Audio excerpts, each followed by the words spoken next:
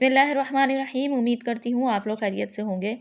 आज की वीडियो में आप लोगों के साथ बहुत ही खूबसूरत सा एक स्टाइलिश सी जो चीज़ें शुरू में दिखा रही हूँ, चीज़ें चाहिए, साथ-साथ बता भी देती हूँ आपको। ये तकरीबन 12 साल की बच्ची के लिए मैं बहुत ही प्यारा सा एक ड्रेस बना रही हूँ और आप देख सकते हैं ईद के लिए बना रही हूँ, तो जो चीज़ें चाहिए वो मैंने आपको दिखा दी। कोई बहुत ज़्यादा महँगी नहीं मिलती हैं, आराम से आपको जो स्टोन्स की शॉप होती है, जहाँ पे ये साथ से एम्ब्रॉयडरी का सामान मिलता है, वो ये सब चीज़ें आपको मिल जाएँगी। ये गोल्डन कलर के मैंने लीफ वाले और नॉर्मल स्टोन्स लिए हैं और एक मैरून कलर का इसमें कॉम्बिनेशन दूँगी मैं, रेड मैरून टाइप कलर है। गोटा लेस बनाई है और जिस फैब्रिक पे बना रही हूँ वो उसकी मैं डिटेल बता देती हूँ, दिखा तो रही हूँ आपको। खादी नेट टाइप का ये जो है वो फैब्रिक है और उसके ऊपर ये गोल्डन बनारसी बूटियाँ बनी हुई हैं, ठीक है? अब उसके हम निशानात लगा लेते हैं टाइम ज़ाया किए बगैर। तो यहाँ पे देखें, पहले मैंने एक स्ट्रेट लाइन ड्रॉ की है, उसके बाद शोल्डर में लगा रही हूँ इस बच्ची के 6 इंच जो है वो मैं शोल्डर बना रही हूँ और आर्म होल में इसके 5.5 इंच रख रही हूँ, ठीक है?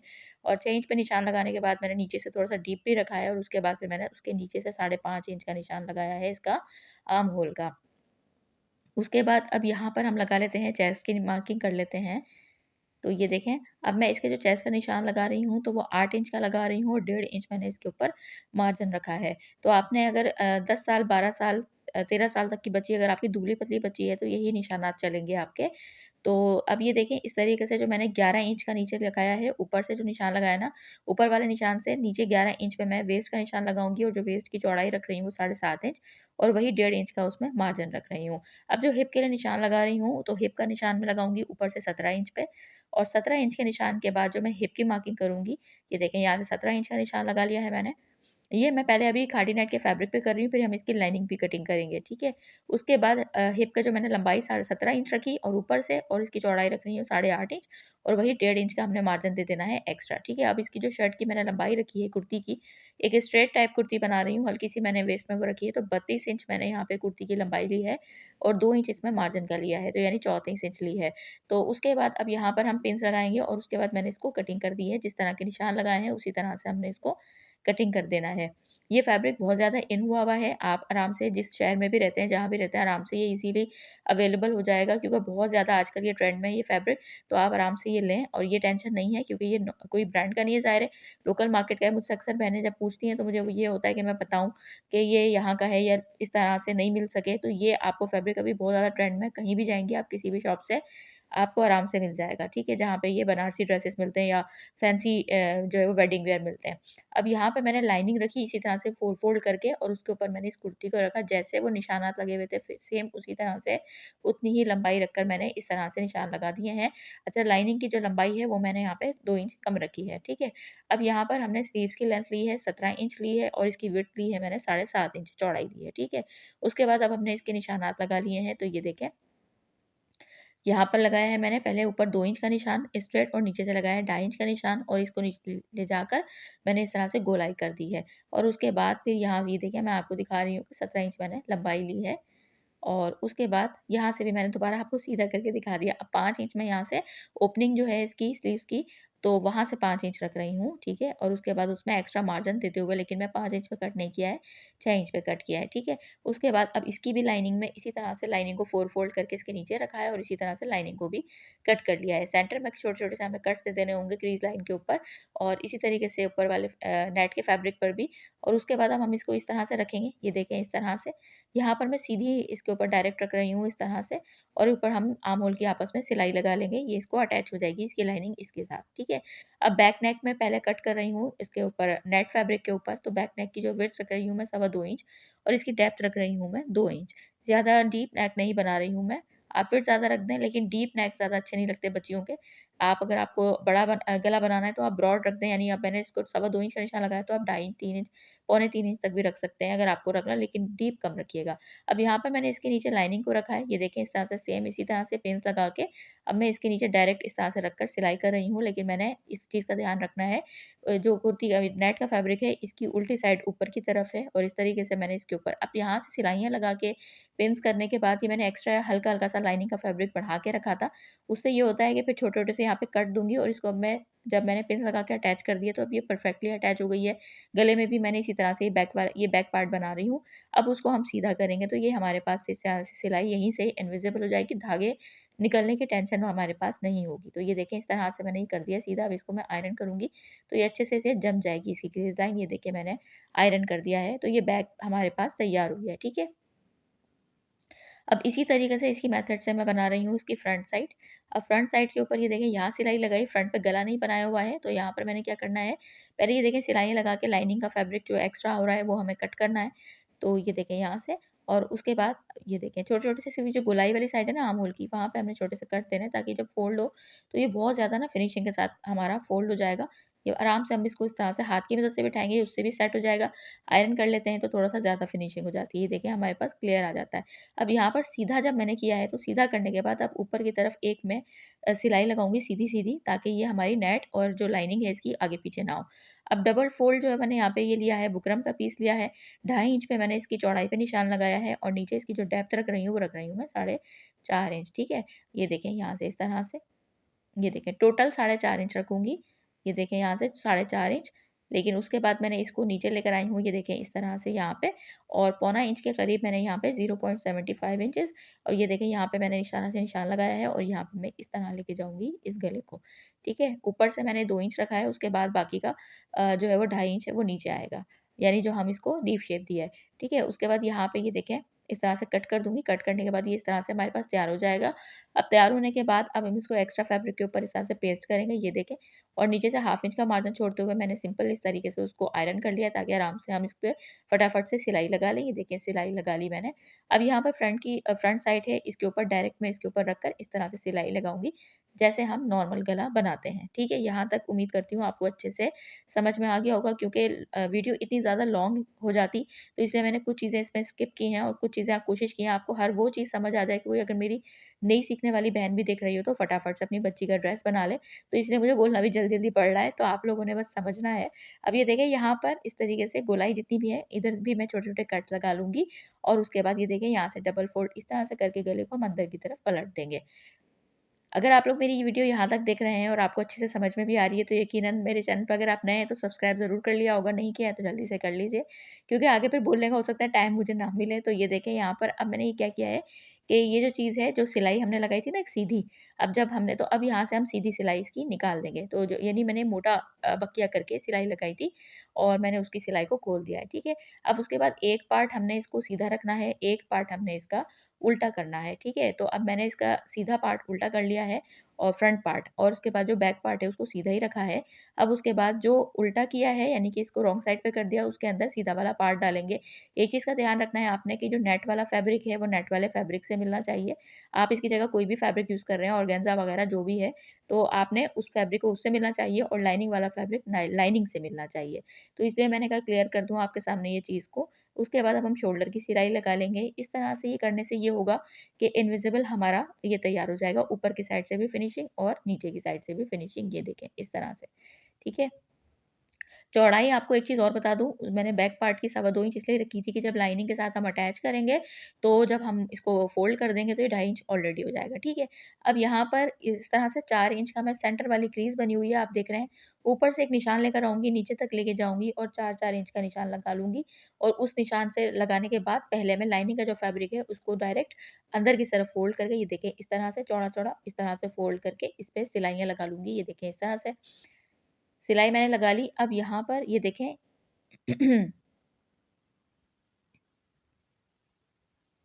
ये देखें, इस तरह से अब मैंने एक पट्टी ली है, ये देखें बुकरम से अंदर लगा के इसका जो प्लेन फैब्रिक है ना लाइनिंग वाला, वो खादी सिल्क का फैब्रिक है, वो भी सिल्क फैब्रिक है, तो उसको मैंने क्रॉस में ली थी पट्टियाँ।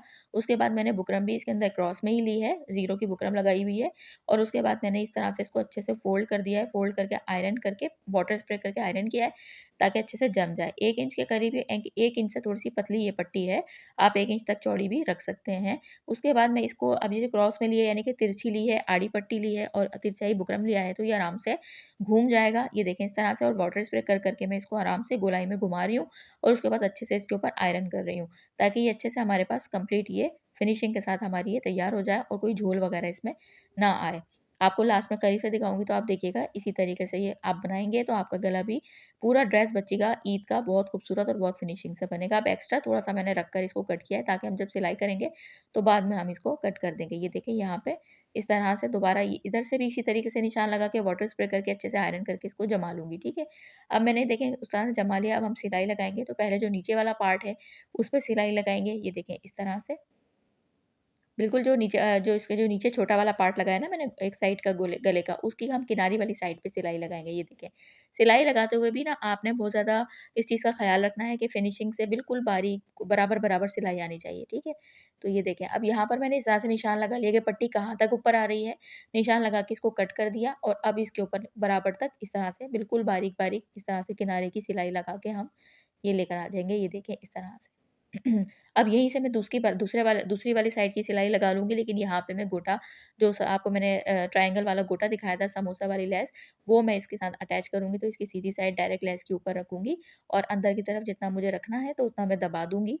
अच्छा, अगर आप नई बिल्कुल बिगिनर हैं, बिल्कुल फर्स्ट टाइम बना रही हैं, यानी आप कोई ज़्यादा प्रोफेशनल नहीं है, तो आप इसको एक एक काम करिएगा, यहीं पे सिलाई रोक के ना आप इसके ऊपर ग्लू लगा लीजिएगा और ग्लू लगा के इस तरह से कर लीजिएगा, तो फिसलेगा नहीं आपका ये ग्लू ना इस तरह से आपकी लेस। तो इस तरह से इसको लगाते जाएँ और इतना ज़्यादा मसला नहीं है, अगर आप लगाने लगेंगी तो ये समोसा लेस ना बहुत आसानी से घूम जाती है।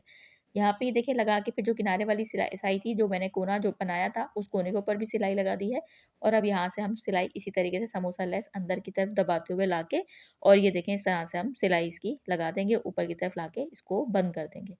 ये देखें, अंदर इस तरह से इनविजिबल तरीके से हमारे यहाँ तक का गोटे का काम हो जाएगा। यहाँ से आपने एक चीज़ और भी ध्यान रखनी है कि ऊपर की साइड से जो मैंने ये जो पट्टी लगाई है, इसको हाफ इंच अंदर की तरफ मैंने फ़ोल्ड किया है, शोल्डर वाली सिलाई के बिल्कुल साथ-साथ। क्योंकि ज़ाहिर है हम शोल्डर अटैच कर चुके हैं, सारा काम हमारा हो चुका है, तो इसीलिए आपने ये पट्टी को हाफ इंच अंदर की तरफ फ़ोल्ड करके लगाना है, ताकि ज़ाहिर है क्योंकि फिर वो शोल्डर की सिलाई नहीं लगेगी। अब ये 4-4 इंच का जो मैंने ये लगाया था, तो ये देखें अब यहाँ पे कोने वाली सिलाई हम लगा दी है और ये देखें इस तरह से यहाँ तक पहले नीचे लेकर आना है, अंगरखा स्टाइल बनाया है मैंने, तो ये देखें इस तरह से। इधर से हमें परफेक्ट कॉर्नर बनाना है, लेकिन इस कॉर्नर पे लाने के बाद यहाँ पे मैंने डोरी अटैच की है। ये मैंने चरमा डोरी है ना, वो उसको भी हम एज़ अ डोरी यूज़ कर सकते हैं। तो चरमा डोरी को मैंने नीचे लटकन बनाई है फैब्रिक की ही और उसमें गोटा लेस लगा के लटकन बनाई है उसके नीचे और इस तरह से ये देखें, यहाँ पे नीचे तक मैं लेके जाऊँगी और इस तरह से जो क्रीज़ लाइन बनाई हुई है 4 इंच के अंदर रखते हुए हमने ये सिलाई यहाँ तक लेकर आनी है। ये देखें इस तरह से और उसके बाद ये लेकर आके यहाँ पे सिलाई तकरीबन 3 इंच तक फैब्रिक तकरीबन छोड़ के हमने यहाँ पे सिलाई को रोक देना है। ये काम मैं आपको बाद में बताऊँगी कि मैंने फैब्रिक क्यों छोड़ा है। अब इसकी भी दूसरी साइड के ऊपर ये देखें जहाँ से मैंने हाफ इंच मोड़ा था पहले वहाँ से पक्का कर लिया है। वहाँ से शोल्डर के बराबर-बराबर सिलाई लेकर आई हूँ और उसके बाद ये समोसा वाली लेस को अंदर की तरफ इसके भी दबाते हुए इसी तरह से जैसे मैंने आपको वो वाला पार्ट दिखाया था इसके ऊपर भी अंदर दबाते हुए ये देखें यहाँ पे पहले इसकी कॉर्नर की सिलाई लगा लेंगे। अंदर की तरफ दोबारा लेकर आएँगे सिलाई को। ये देखें इस तरह से और उसके बाद दोबारा सिलाई को लेके जाके फिर हम ये यहाँ पे इसको इस तरह से सिलाई लगाएँगे समोसा वाली लेस को अंदर की तरफ करते हुए। जितना आपने दिखानी हो, आपके पास समोसा लेस ना हो तो आप कोई भी गोल्डन कलर की ऐसी लेस बारीक ले सकते हैं जिसको बारीक-बारीक आप दिखाएँ।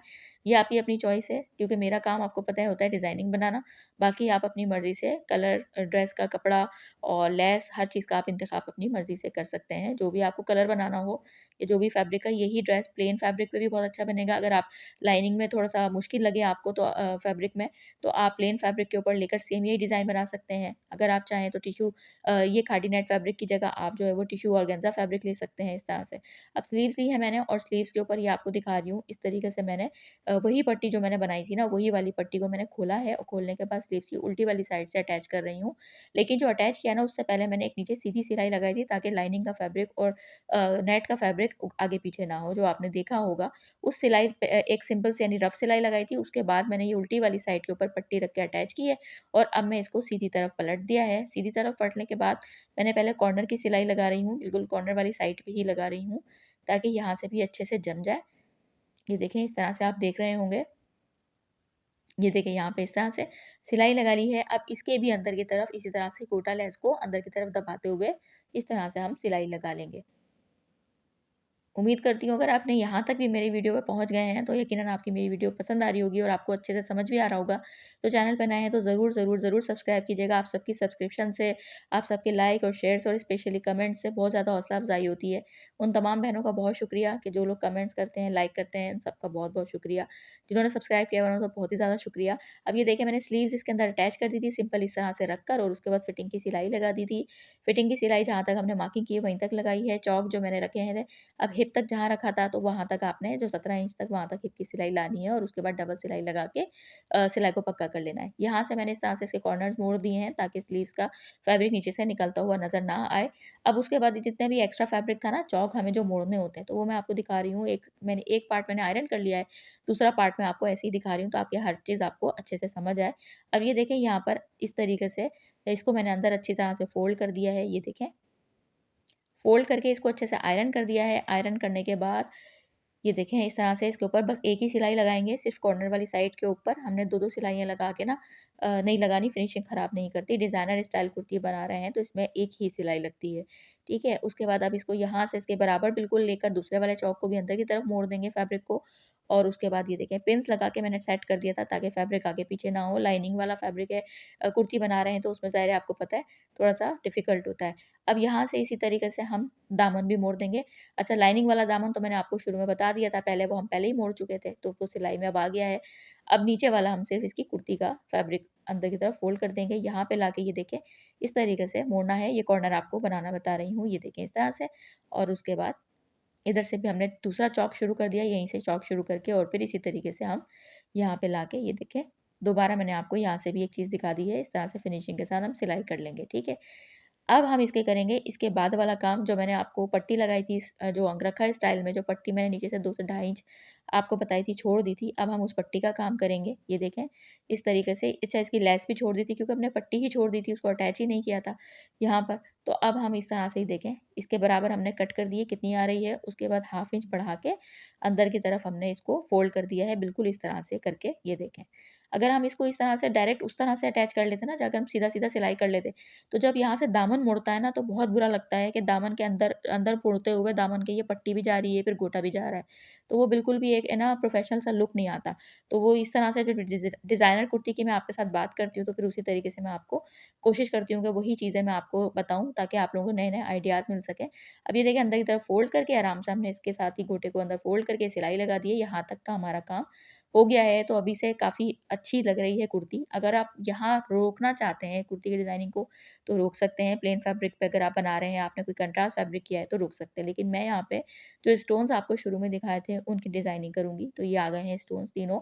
ये देखिए मैंने ये वाले गोल्डन कलर के ये राउंड वाले स्टोन्स लिए थे, ठीक है? और साथ में मैंने इसके दूसरे गोल्डन कलर के लीफ वाले जो है वो शेप में जो है वो मैंने ये देखें इस तरह से लिए थे। और फिर एक जो है वो रेड मरून टाइप के कलर के छोटे-छोटे वाले ये स्टोन हैं, ये लिए हैं मैंने। अच्छा ये सब ग्लू से लगेंगे, तो ये ग्लू का काम है, इसीलिए मैंने आखिर के लिए रखा। अगर इसमें सिलाई का काम होता, तो जब ये आपने पट्टी लगाने से पहले आपने इसको जब अटैच करने के से पहले आपने इसको लगा लेना होता, ठीक है? क्योंकि फिर आपने एक बूट सिंगल बूट की फिर सिलाई लगानी होती, ठीक है? उसके बाद अब ये सारे बूट को पहले मैं फैब्रिक पे कर लूँगी क्योंकि प्यालियों में रखकर ना चिमटी से उठाना बहुत मुश्किल होता है। तो अब यहाँ पे मैं ग्लू लगाऊँगी और किस तरह से मैं इसको किस डिज़ाइन में मैं ये स्टोन्स लगा रही हूँ, ये ज़रूर देखिएगा। इसका फाइनल लुक देखिएगा ज़रूर। बहुत ही खूबसूरत मतलब मुझे सोचिए मुझे खुद भी अंदाज़ा नहीं था बनाने से पहले कि ये इतनी ज़्यादा खूबसूरत बनेगी। लेकिन फिर जब बन गई तो मैंने कहा नहीं, नहीं, वाह, वाह! बड़ी प्यारी लग रही है। तो अब आप लोग भी ज़रूर बताइएगा कि कैसी लगी आप लोगों को ये डिज़ाइनर कुर्ती जो मैंने बनाई है छोटी बच्चियों के लिए। आप किसी भी साइज़ में ये डिज़ाइन बना सकते हैं, कोई ज़रूरी नहीं है। और मेजरमेंट्स मैं अक्सर छोटी बच्चियों की भी आपको बताती रहती हूँ। तो आप जो है वो मेज़रमेंट अपने हिसाब से अपनी बच्ची की ऐज के अकॉर्डिंग लेकर और यही डिज़ाइन आप जो है वो बनाएँ, ठीक है? असल में इस उम्र की बच्ची के बहुत ज़्यादा कमेंट आ रहे थे कि आप टीनेजर बच्चियों के लिए बताएँ, तो फिर मैंने कहा चलो फिर आप इस बच्ची की कर देते हैं। छोटी बच्चियों की भी आगे डिज़ाइनिंग आ रही है और ये देखें अब इस तरह से मैंने पहले 2 लीफ की शेप को देखा आपने इस तरह रखे, फिर उसके बाद उसके ऊपर मरून एक सेंटर में वो रेड वाला डाला स्टोन उसके ऊपर गोल्डन, फिर एक उसकी अपर डायरेक्शन में दूसरी डायरेक्शन में मैंने लगाए। तो ये देख सकते हैं आप 2 की एक का रुख दूसरी साइड पे आ रहा है, एक का रुख दूसरी साइड पे आ रहा है। इसी तरह से ये वाली लाइन बनाएँगे फिर उसके बाद इसी तरह से हम नीचे तक की ये वाली लाइन बनाएँगे। तो अब फाइनल लुक की तरफ चलते हैं और स्लीव्स पे भी इसी तरह बनाएँगे। एक लाइन ऊपर की तरफ, एक लाइन नीचे की तरफ। तो ये देखिए हमारी डिज़ाइनर कुर्ती तैयार है, इसका फाइनल लुक आप लोग देख सकते हैं। तो कैसी लगी है आप लोगों को मेरी ये डिज़ाइनर कुर्ती? और 12 साल की बच्ची आप जिस एज में भी चाहें बना सकते हैं। अगर आप लोगों को पसंद आई है, मेरी वीडियो एफर्ट्स पसंद आती हैं, तो मेरी नई-नई जो वीडियोज़ मैं आपके साथ शेयर करती हूँ, तो प्लीज़ मुझे सपोर्ट कीजिएगा। मेरे चैनल को लाइक ज़रूर शेयर और सब्सक्राइब ज़रूर कीजिएगा, वीडियो को लाइक कीजिएगा, दुआओं में याद रखिएगा। नेक्स्ट वीडियो मुलाकात होगी। अल्लाह हाफ़िज़।